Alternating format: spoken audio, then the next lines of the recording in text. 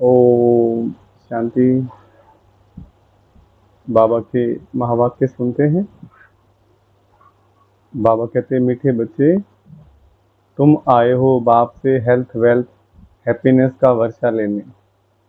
ईश्वरीय मत पर चलने से ही बाप का वर्षा मिलता है। पर्सन बाप ने सभी बच्चों को विकल्प जीत बनने की युक्ति कौन सी बताई है? उत्तर, विकल्प जीत बनने के लिए अपने को आत्मा समझ भाई भाई की दृष्टि से देखो। शरीर को देखने से विकल्प आते हैं, इसलिए भ्रकुटी में आत्मा भाई को देखो। पावन बनना है तो यह दृष्टि पक्की रखो।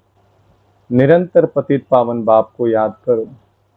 याद से ही कट निकलती जाएगी, खुशी का पारा चढ़ेगा और विकल्पों पर विजय प्राप्त करेंगे। ओम शांति। शिव भगवान वाच अपने शालिग्रामों पर थी। शिव भगवान वाच है तो जरूर शरीर होगा, तब तो वाच होगा। बोलने के लिए मुख जरूर चाहिए, तो सुनने वालों को भी कान जरूर चाहिए। आत्मा को कान मुख चाहिए। अभी तुम बच्चों को ईश्वरीय मत मिल रही है, जिसको राम मत कहा जाता है। दूसरे फिर हैं रावण मत पर। ईश्वरीय मत और आसुरी मत। ईश्वरीय मत आधा कल्प चलती है। बाप ईश्वरीय मत देकर तुमको देवता बना देते हैं। फिर सतयुग त्रेता में वही मत चलती है। वहां जन्म भी थोड़े हैं, क्योंकि योगी लोग हैं। और द्वापर कलयुग में है रावण मत। यहाँ जन्म भी बहुत हैं, क्योंकि भोगी लोग हैं। इसलिए आयु भी कम होती है। बहुत संप्रदाय हो जाती हैं और बहुत दुखी होते हैं। राम मत वाले फिर रावण मत से मिल जाते हैं, तो सारी दुनिया की रावण मत हो जाती है। फिर बाप आकर सबको राम मत देते हैं। सतयुग में है राम मत, ईश्वरीय मत। उसको कहा जाता है स्वर्ग। ईश्वरीय मत मिलने से स्वर्ग की स्थापना हो जाती है। आधा कल्प के लिए वह जब पूरी होती है तो रावण राज्य होता है। उसको कहा जाता है आसुरी मत। अब अपने से पूछो, हम आसुरी मत से क्या करते हैं, ईश्वरीय मत से क्या कर रहे हैं? आगे जैसे कि नरकवासी थे, फिर स्वर्गवासी बनते हैं। शिवालय में सतयुग त्रेता को शिवालय कहा जाता है। जिस नाम से स्थापना होती है तो जरूर उनका नाम भी रखेंगे, तो वह है शिवालय, जहाँ देवता रहते हैं। रचयिता बाप ही तुमको यह बातें समझा रहे हैं। क्या रचते हैं वह भी तुम बच्चे समझते हो। सारी रचना इस समय उनको बुलाती है। हे पतित पावन वह हे लिबरेटर, रावण के राज्य से वह दुख से छुड़ाने वाले, अभी तुमको सुख का मालूम पड़ा है, तब इसको दुख समझते हो। नहीं तो कई इसको दुख थोड़े ही समझते हैं। जैसे बाप नॉलेजफुल है, मनुष्य सृष्टि का बीज रूप है, तुम भी नॉलेजफुल बनते हो। बीज में झाड़ की नॉलेज होती है ना, परंतु वह है जड़। अगर चैतन्य होता तो बता देता। तुम चैतन्य झाड़ के हो, इसलिए झाड़ को भी जानते हो। बाप को कहा जाता है मनुष्य सृष्टि का बीज रूप, सत्य चित्त आनंद स्वरूप। इस झाड़ की उत्पत्ति और पालना कैसे होती है, यह कोई नहीं जानते। ऐसे नहीं नया झाड़ उत्पन्न होता है, यह भी बाप ने समझाया है। पुराने झाड़ वाले मनुष्य बुलाते हैं कि आकर रावण से लिबरेट करो, क्योंकि इस समय रावण राज्य है। मनुष्य तो ना रचयिता को ना रचना को जानते हैं। खुद बाप बतला रहे हैं, मैं एक ही बार हेवन बनाता हूँ। हेवन के बाद फिर हेल बनता है। रावण के आने से फिर वहाँ मार्ग में चले जाते हैं। सतयुग में हेल्थ वेल्थ हैप्पीनेस सब हैं। तुम यहाँ आए हो बाप से वर्षा लेने, हेल्थ वेल्थ हैप्पीनेस का, क्योंकि स्वर्ग में कभी दुख होता नहीं। तुम्हारी दिल में है कि हम कलप कलप पुरुषोत्तम संगम युग में पुरुषार्थ करते हैं। नाम ही कैसा अच्छा है, और कोई युग को पुरुषोत्तम थोड़े ही कहते हैं। उनमें तो सीढ़ी नीचे उतरते जाते हैं। बाप को बुलाते भी हैं, समर्पण भी करते हैं, लेकिन ये मालूम नहीं रहता कि बाप कब आएगा। पुकारते तो है ना, ओ गॉड फादर लिबरेट करो, गाइड बनो। लिबरेटर बनेंगे तो जरूर आना पड़े, फिर गाइड बन ले जाना पड़े। बाप बच्चों को बहुत दिनों के बाद देखते हैं तो बड़ा खुश होते हैं। वह हद का बाप, यह बेहद का बाप। बाबा क्रिएटर है, रच करके फिर उनकी पालना भी करते हैं। पुनर्जन्म तो लेना पड़ता है, किसको 10 किसको 12 बच्चे होते हैं, परंतु वह सब है हद के सुख जो कागविष्ठा समान है। तमो प्रधान बन जाते हैं, तमो प्रधान में सुख बहुत थोड़ा है। तुम सतो प्रधान बनते हो तो बहुत सुख होता है। सतो प्रधान बनने की युक्ति बाप आकर बताते हैं। बाप को ऑलमाइटी अथॉरिटी कहा जाता है। मनुष्य समझते हैं गॉड ऑलमाइटी अथॉरिटी है, तो जो चाहे सो कर सकते हैं, मरे को जिंदा कर सकते हैं। एक बार कोई ने लिखा, अगर आप भगवान हैं तो मक्खी को जिंदा कर दिखाओ। ऐसे ढेर प्रश्न पूछते हैं। तुमको बाप ताकत देते हैं जिससे तुम रावण पर जीत पाते हो, बंदर से मंदिर लायक बनते हो। उन्होंने फिर क्या क्या बना दिया है। वास्तव में तुम सब सीताएं भक्तियां हो। तुम सबको रावण से छुड़ाया है। रावण द्वारा तुमको कभी भी सुख नहीं मिल सकता। सब किस में है? शोक वाटिका में, शोक में डूबे हुए। कभी ये अशोक वाटिका थी जब हम आत्माओं के लिए परमात्मा ने बनाई। कहते नहीं, शिव ने पार्वती के लिए क्या बनाई? सोने की लंका। किसने ले ली? रावण ने ले ली। तो सत्युग त्रेता में कहाँ पर थे हम? अशोक वाटिका में, माना सुख की दुनिया में थे, जहाँ पर कोई भी शोक दुख अशांति परेशानी नहीं थी, हर प्रकार से भरपूर थे। द्वापर युग के अंदर रावण राज्य आया न, त्रेता के अंत में 5 विकार स्त्री में 5 विकार पुरुष के अंदर आए, और फिर क्या? रावण राज्य शुरू हो गया। इस समय सब रावण की जेल में है, राम की जेल में नहीं कहेंगे। राम आते हैं रावण की जेल से छुड़ाने।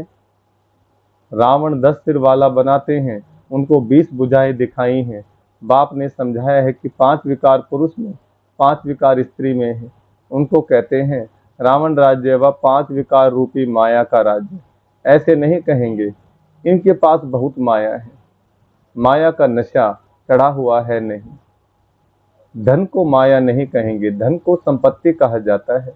तुम बच्चों को संपत्ति आदि बहुत मिलती है, तुमको कुछ भी मांगने की दरकार नहीं, क्योंकि यह तो पढ़ाई है। पढ़ाई में मांगना होता है क्या? टीचर जो पढ़ाएंगे वह स्टूडेंट पढ़ेंगे, जितना जो पढ़ेंगे उतना पाएंगे, मांगने की बात नहीं। इसमें पवित्रता भी चाहिए। एक अक्षर की भी वैल्यू देखो कितनी है। पद्मा पदम, बाप को पहचानो, याद करो। बाप ने पहचान दी है, जैसे आत्मा बिंदी है वैसे मैं भी आत्मा बिंदी हूँ।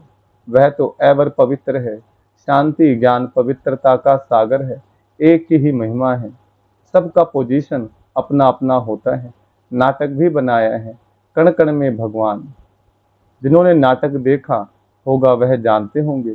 जो महावीर बच्चे हैं उनको तो बाबा कहते हैं तुम भले कहाँ भी जाओ, सिर्फ साक्षी हो देखना चाहिए।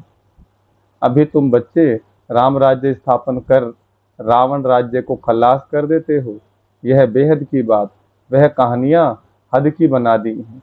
तुम हो शिव शक्ति सेना, शिव ऑलमाइटी है ना, शिव की शक्ति लेने वाले, शिव की सेना तुम हो। उन्होंने भी फिर शिव सेना नाम रखा है। अब तुम्हारा नाम क्या रखें? तुम्हारा तो नाम रखा है प्रजापिता ब्रह्मा कुमार कुमारियां। शिव की तो सभी संतान है, सारी दुनिया की आत्माएं उनकी संतान है। शिव से तुमको शक्ति मिलती है। शिव बाबा तुमको ज्ञान सिखाते हैं, जिससे तुमको इतनी शक्ति मिलती है। जो आधा कल्प तुम सारे विश्व पर राज करते हो। तुम्हारी यह है योग बल की शक्ति, और उन्हों की है बाहुबल की। भारत का प्राचीन राजयोग गाया हुआ है। चाहते भी हैं भारत का प्राचीन योग सीखे, जिससे पैराडाइज स्थापन हुआ था। कहते भी हैं क्राइस्ट से इतने वर्ष पहले पैराडाइज था। वह कैसे बना? योग से। तुम हो प्रवृत्ति मार्ग वाले सन्यासी। वह घर बार छोड़ जंगल में चले जाते हैं।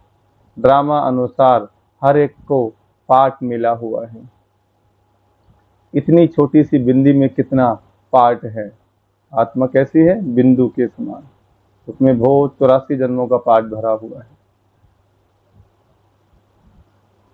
इसको कुदरत ही कहेगी। बाप तो एवर शक्तिमान गोल्डन एज्ड है, अभी तुम उनसे शक्ति लेते हो।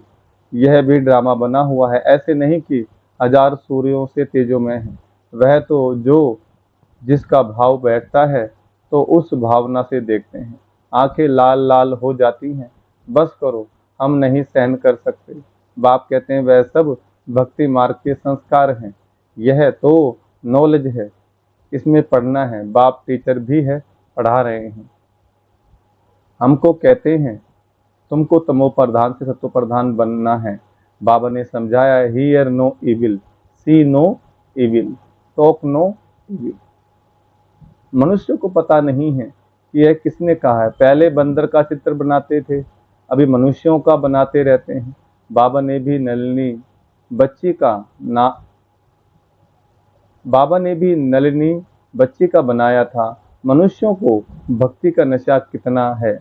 भक्ति का राज्य है ना, अभी होता है ज्ञान का राज्य। फर्क हो जाता है। बच्चे जानते हैं बरोबर ज्ञान से बहुत सुख होता है। फिर भक्ति से सीढ़ी नीचे उतरते हैं। हम पहले सतयुग में जाते हैं, फिर जू मिसल नीचे उतरते हैं। 1250 वर्ष में 2 कला कम होती हैं। चंद्रमा का मिसाल है। चंद्रमा को ग्रहण लगता है, कलाएं कम होने लगती हैं। फिर धीरे धीरे कलाएं बढ़ती हैं तो 16 कला होता है। वह अल्पकाल की बात, यह तो है बेहद की बात। इस समय सभी पर राहु का ग्रहण है। ऊंचते ऊंच है बृहस्पति की दशा, नीची है राहु की दशा। एकदम दिवाला निकाल देते हैं। बृहस्पति की दशा से हम चढ़ते हैं। वह बेहद के बाप को जानते नहीं हैं। अब राहु की दशा तो सब पर बरोबर है। यह तुम जानते हो और कोई नहीं जानते। राहु की दशा ही इंसॉल्वेंट बनाती है। बृहस्पति की दशा से सॉल्वेंट बनते हैं। भारत कितना सॉल्वेंट था, माना निर्विकारी था, पवित्र था। एक ही भारत था। सतयुग में राम राज्य पवित्र राज्य होता है, जिसकी महिमा होती है। अपवित्र राज्य वाले गाते हैं, मैं निर्गुण हारे में कोई गुण नहीं। ऐसी संस्थाएं भी बनाई हैं, निर्गुण संस्था। अरे यह तो सारी दुनिया निर्गुण संस्था है। एक की बात थोड़े ही है। बच्चे को हमेशा महात्मा कहा जाता है, तुम फिर कहते हो कोई गुण नहीं। यह तो सारी दुनिया है, जिनमें कोई गुण ना होने कारण राहु की दशा बैठी है। अब बाप कहते हैं दे दान तो छूटे ग्रहण। अब जाना तो सबको है ना। देह सहित देह के सभी धर्मों को छोड़ो, अपने को आत्मा निश्चय करो। तुमको अब वापिस जाना है। पवित्र ना होने के कारण वापिस कोई जा ना सके। अब बाप पवित्र होने की युक्ति बताते हैं। बेहद के बाप को याद करो। कई कहते हैं बाबा हम भूल जाते हैं। बाप कहते हैं मीठे बच्चों, पतित पावन बाप को तुम भूल जाएंगे तो तुम पावन कैसे बनेंगे। विचार करो कि यह क्या कहते हो। जानवर भी कभी ऐसे नहीं कहेंगे कि हम बाप को भूल जाते हैं। तुम क्या कहते हो, मैं तुम्हारा बेहद का बाप हूँ। तुम आए हो बेहद का वर्षा लेने। निराकार बाप साकार में आए हैं, तब तो पढ़ाए। अभी बाप ने इसमें प्रवेश किया है। यह है बाप दादा। दोनों की आत्मा इस भ्रकुटी के बीच में है, ब्रह्मा बाबा की और शिव बाबा की आत्मा। इसलिए कहते हैं भगवान ने रथ पे ज्ञान दिया। उस रथ पर कौन थे? हमें भगवान दिखाए हैं और अर्जुन दिखाए हैं, माना परमात्मा, और ब्रह्मा बाबा की आत्मा माना अर्जुन, वो ज्ञान को अर्जन कर रही है।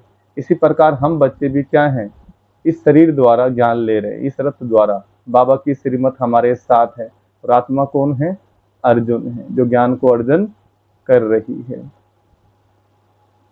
तुम कहते हो बाप दादा तो जरूर दोनों आत्माएं होंगी, शिव बाबा और ब्रह्मा की आत्मा। तुम सब बने हो प्रजापिता ब्रह्मा कुमार कुमारियां। तुमको नॉलेज मिलती है तो जानते हो हम भाई भाई हैं। फिर प्रजापिता ब्रह्मा द्वारा हम भाई बहन बनते हैं। यह याद पक्की चाहिए, परंतु बाबा देखते हैं कि बहन भाई में भी नाम रूप की कशिश होती है। बहुतों को विकल्प आते हैं, अच्छा शरीर देखकर विकल्प आते हैं। अब बाप कहते हैं अपने को आत्मा समझ, भाई भाई की दृष्टि से देखो। आत्माएं सब ब्रदर्स हैं।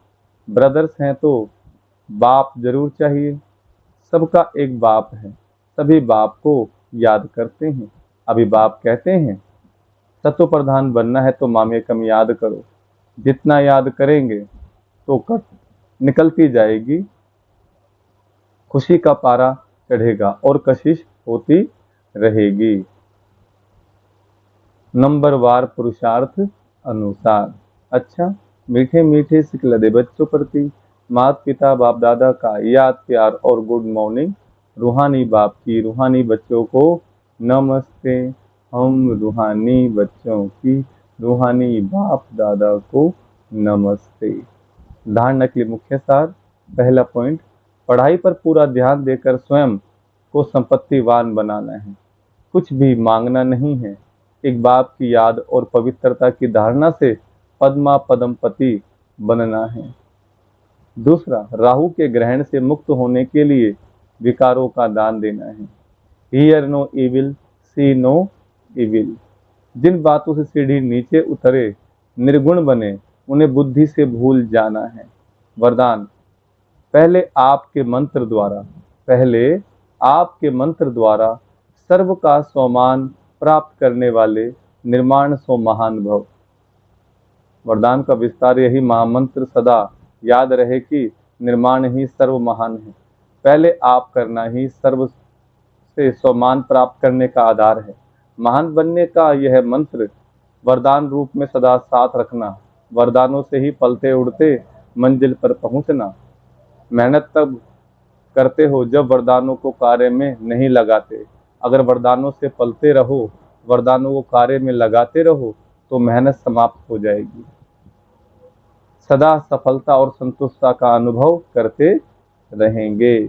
स्लोगन है, सूरत द्वारा सेवा करने के लिए अपना मुस्कुराता हुआ रमणीक और गंभीर स्वरूप इमर्ज करो। अच्छा, ओम शांति।